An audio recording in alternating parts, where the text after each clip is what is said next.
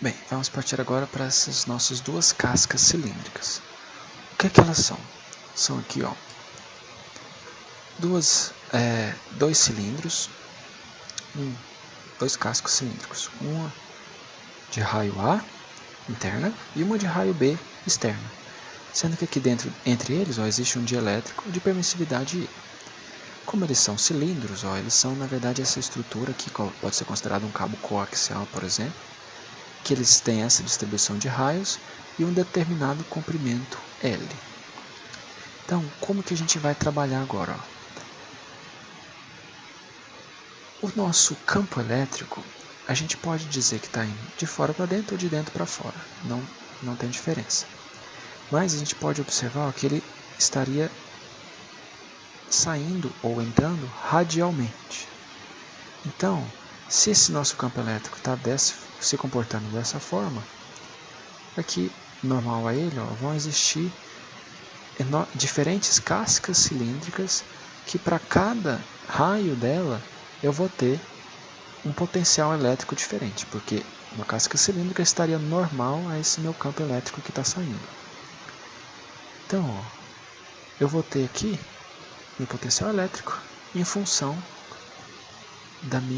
do meu raio.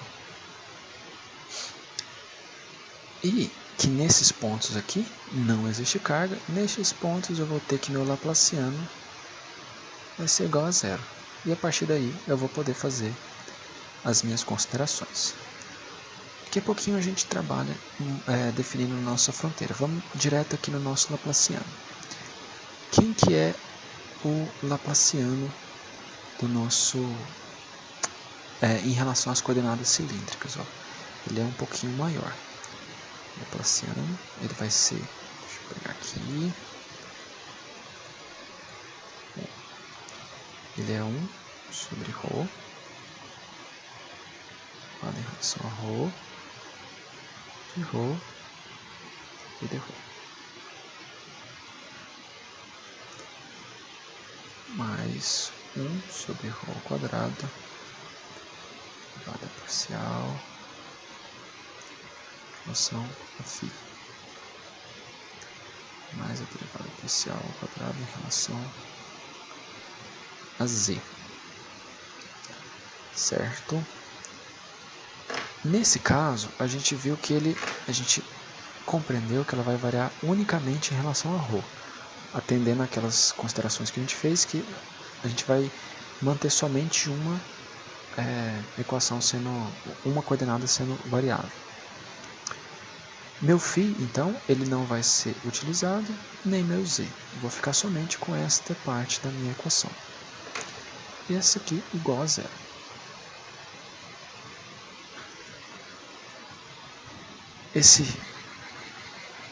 Minha equação nesse ponto aqui, então fica 1 sobre ρ,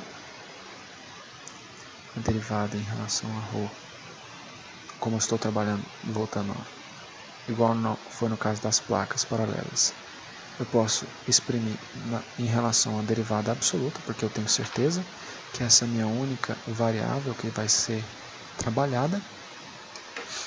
A gente tem essa igualdade com zero. Então, esse nosso 1 sobre ρ que está aqui do lado de fora, ó, ele pode ser anulado, porque ele passaria multiplicando esse zero. Então, a gente vai integrar aqui, a gente vai chegar nesse ρ dv é igual a 1A, bem semelhante ao que foi da outra vez. Só que agora ó, eu vou ter que passar esse meu ρ dividindo. Vou ter dv de ρ é igual a 1A sobre ρ.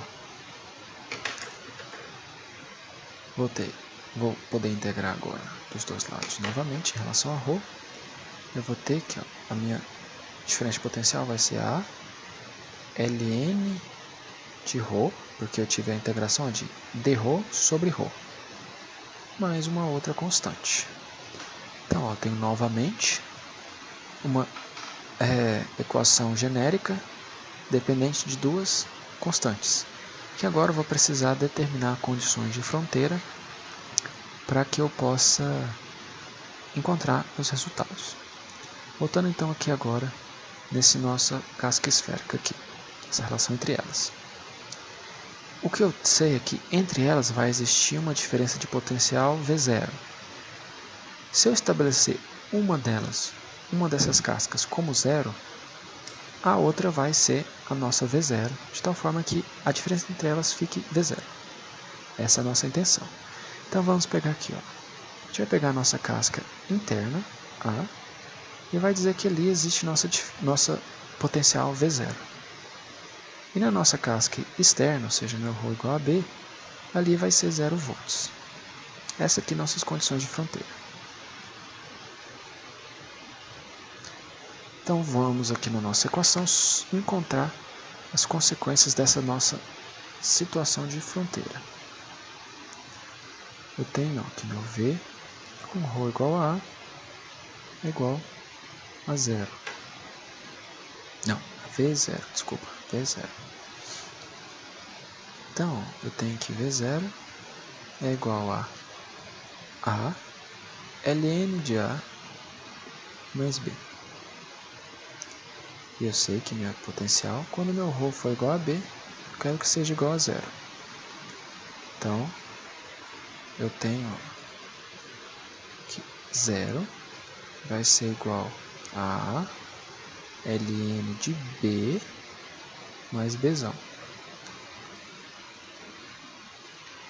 Essa minha equação, eu tenho aqui duas equações com duas variáveis, sisteminha linear. Esse ln aqui, apesar de estar em função de Azinho e Bzinho, são constantes, então ele não tira a linearidade do meu sistema. Eu posso subtrair essas duas equações, então eu tenho aqui V0 menos 0 é igual a ln de A menos a ln de B mais B menos B. Esses aqui se anulam. Então fica aqui V0 é igual a ln de A menos ln de B. Como ln de A menos ln de B é ln de A sobre B, é uma propriedade de logaritmo, que é a subtração de logaritmos é igual à divisão dos meus termos dentro do logaritmo. Então eu posso dizer aqui ó, que meu V0, meu A é igual a V0, ln de A dividido por B, A sobre B. Encontrei meu A. Substituindo isto em uma das minhas equações, por exemplo aqui, nessa equação que está igualada ao zero. Então tem 0 é igual a V0 sobre ln de A sobre B vezes ln de B mais B. É só substituir meu A nessa equaçãozinha aqui. Nesse caso aqui, então, eu tenho aqui meu B, ele vai ser menos V0 ln de B dividido por ln de A sobre B. Então, considerando essas duas constantes que eu encontrei, meu V ele pode ser escrito da forma de V0 dividido por ln de A sobre B vezes ln de ρ menos V0 ln de Bzinho ln de A sobre B. Isto aqui eu consigo simplificar. Então, tem que meu potencial, ele fica sendo V0 ln de ρ sobre B dividida por ln de A sobre B. Tenho aqui a minha primeira etapa, a mais trabalhosa dela, sem dúvida alguma. Vamos agora determinar nosso campo elétrico. É menos o gradiente de V. Quem que é o gradiente de V em coordenadas cilíndricas? Ele é elevada, parcial, em relação a ρ, a direção de ρ, mais 1 sobre ρ derivada em relação a φ na direção de φ, mais a derivada em relação a z na direção de z. A nossa equação é bem fácil de ver que ela não depende nem de φ e nem de z, é somente de ρ. Então, posso ir a menos a derivada desse carinha aqui, 0, ln de ρ sobre b, e ln de a sobre b, em relação a ρ. V0 e ln de a sobre b são constantes, saem da minha derivação. A derivada do ln de ρ seria 1 sobre ρ. A derivada do ln de ρ sobre b também é 1 sobre ρ. Porque quando eu fiz essa simplificação aqui, por exemplo, lá é a mesma coisa que ln de ρ menos ln de b. Se eu fizer a derivada desses dois aqui, somente meu primeiro termo vai ser derivado. O segundo é a derivada de uma constante, que seria igual a zero. Então, esse aqui fica igual a... não esquecendo que eu estou na direção de ρ. Isso aqui fica sendo menos V0 dividido por ρ ln de a sobre b na direção de ρ. Como eu tenho esse sinalzinho negativo aqui, eu posso inverter esses termos dentro do meu logaritmo, que seria a mesma coisa que multiplicar pelo sinal de menos 1. Só para ter uma representação melhor, mais bonitinha da gente seguir. V0, então ln de b sobre a na direção de ρ. Cumprimos nossa segunda etapa. A terceira etapa é bem simplesinha. Temos que a nossa densidade, ela é a permissividade vezes meu campo elétrico. A minha densidade fica sendo, então, E V0 dividido por ρ ln de b sobre a na direção de ρ. Essa aqui é a nossa terceira etapa. Seguindo em frente, agora a gente precisa encontrar a condição de limite dessa nossa densidade de campo. Ou seja, bem aqui nesse pontinho, que a gente vai ter, a gente conseguiu achar já a equação para qualquer campo elétrico e densidade dentro desse nosso dielétrico.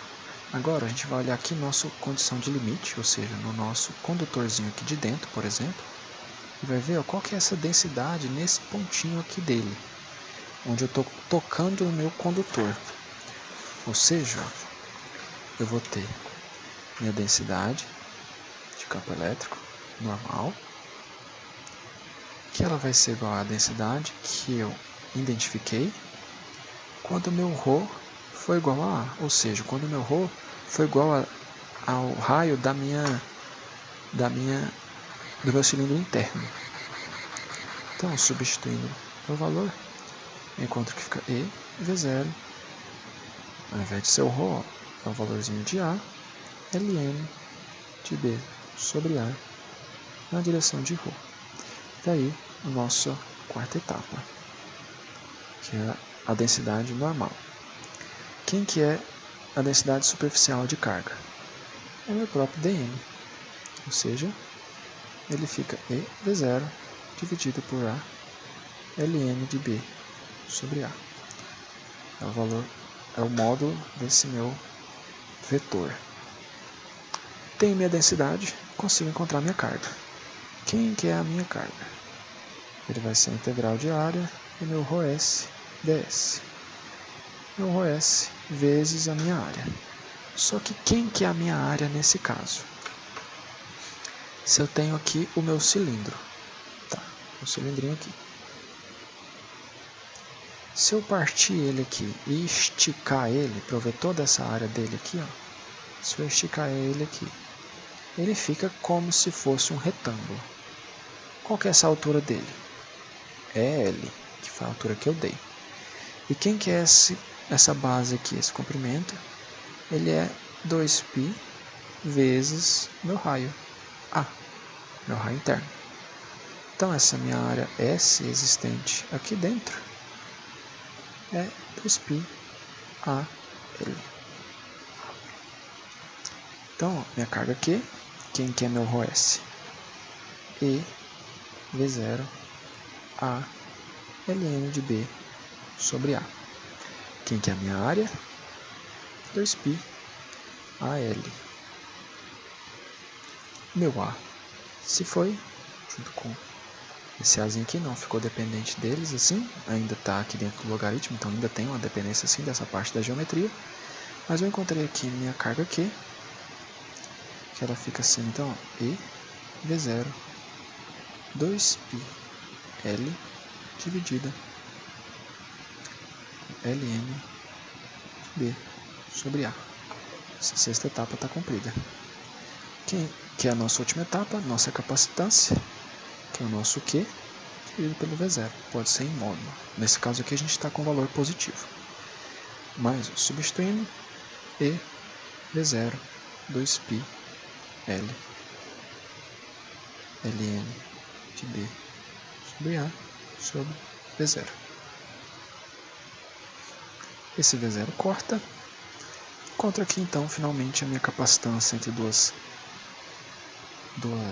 cascas cilíndricas, 2πL vezes a permissividade ln de B sobre A. Encontramos então essa capacitância. Essa capacitância então, como esperado, depende somente de características do meu dielétrico e de características geométricas dos meus condutores. E se os senhores recordarem, a gente resolveu esse exemplo também na última aula. No segundo exemplo da nossa última aula, a gente chegou num valor de capacitância, só que a gente estava trabalhando com valores numéricos. Ó. A gente chegou aqui, ó, nesse valor de capacitância, ó, E 2π ln de 4 sobre 2. Se os senhores lembrarem, esse aqui é nosso raio externo, esse aqui é nosso raio interno, e aqui nosso L, ó, ele valia 1 metro. Então, ó, a gente chegou, como esperado, no mesmo valor, nossa capacitância. Então, obrigado pela atenção, boa prova e bom estudo para todo mundo.